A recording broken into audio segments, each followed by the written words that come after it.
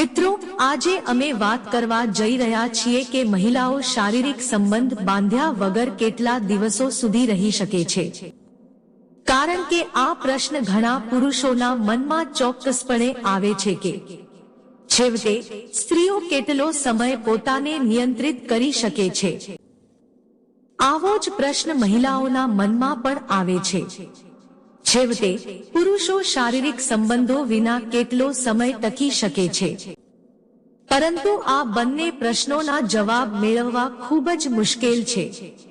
ન તો પુરુષો સ્ત્રીઓને પૂછી શકે અને ન તો સ્ત્રીઓ પુરુષોને પૂછી શકે। એવું લાગે છે કે તમે લોકો ખૂબ જ આદર્શ દુનિયામાં રહો છો અથવા સત્ય જાણ્યા પછી પણ તમે તેને સ્વીકારવા માંગતા નથી। છોકરો ગમે તેટલો સારો અને સુશીલ હોય પણ તેણે તેની ભલાઈનો પુરાવો આપવો જ પડે છે। જો તે શ્રીમંત અને સુંદર છે તો તે સાબિત કરવું બિલકુલ અશક્ય છે। કારણ કે તમે ઘણા પુરુષો પાસેથી સાંભળ્યું હશે કે તેમની પત્નીઓ તેમને ક્યારેય શારીરિક સંબંધ બાંધવાનું કહેતી નથી, અથવા તો ઘણા છોકરાઓ એવી પણ ફરિયાદ કરે છે કે તેમની ગર્લફ્રેન્ડ ક્યારેય શારીરિક સંબંધ બાંધવા માટે સંમત થતી નથી। મહિલાઓ સેક્સને લઈને એટલી બધી શરમ અનુભવે છે કે તેઓ પોતાની ઈચ્છાઓને યોગ્ય રીતે વ્યક્ત કરી શકતી નથી।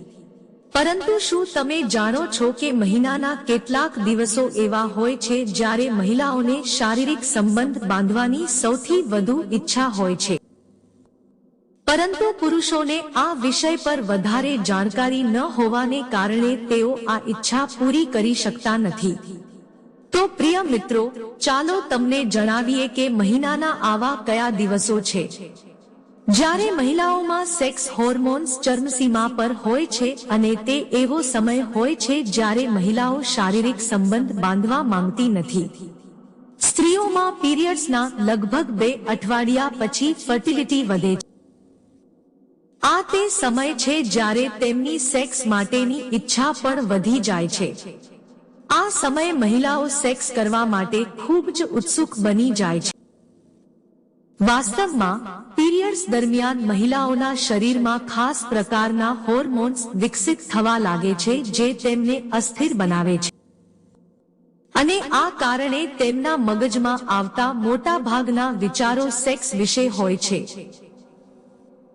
એવું પણ કહેવાય છે કે જે છોકરીઓને પીરિયડ્સ વહેલા આવે છે તેમને પણ સેક્સની ઈચ્છા અન્ય છોકરીઓ કરતા વધુ હોય છે। કેટલીક મહિલાઓ પીરિયડ્સ દરમિયાન પણ સેક્સની ઈચ્છા રાખે છે। પીરિયડ્સ દરમિયાન થતા ફેરફારોને કારણે મહિલાઓ પીરિયડ્સ દરમિયાન પણ સેક્સ કરવાની ઈચ્છા રાખે છે, પરંતુ તે શરમને કારણે તેની અવગણના કરે છે। તો મિત્રો, ચેનલને લાઈક, શેર અને સબસ્ક્રાઇબ કરજો। તો પછીના વિડીયોમાં મળીશું। ત્યાં સુધી તમારું ધ્યાન રાખજો અને હંમેશા હસતા રહેજો।